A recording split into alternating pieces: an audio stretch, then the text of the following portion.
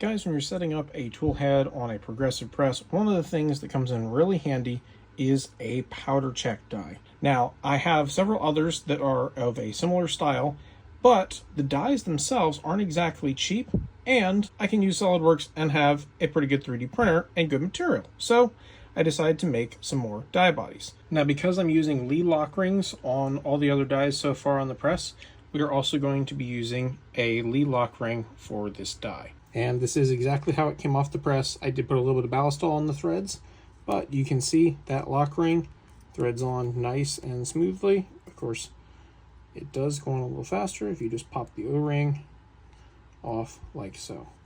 And we're going to twist that lock ring up and in position. And just like that, we've got the lock ring in place. Now, currently, this particular die is designed to use the Hornady style of floating adjustable stems. However, you could do something similar with either a hex bolt or a piece of all thread if you're fine-tuning the height of the die itself.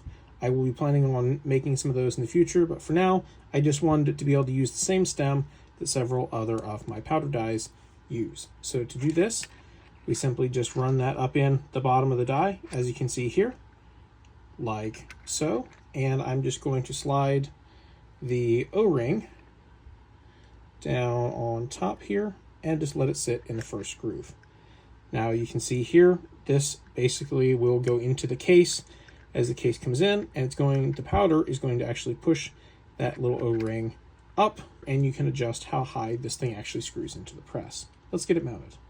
Now, because I don't have a case that actually has anything in it, we're going to do this a little different. I'm just going to take an empty case for now, raise the ram as you can see here, and lower this about until it's touching the shell holder. And as you can see here, that rod is already riding upwards.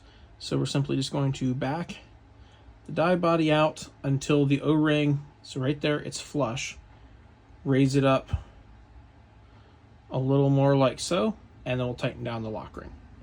And with that, it's at least close, and when we actually start running powder through here, we'll be able to fine-tune exactly what position that foot goes up to as you get the proper amount of powder there in the case.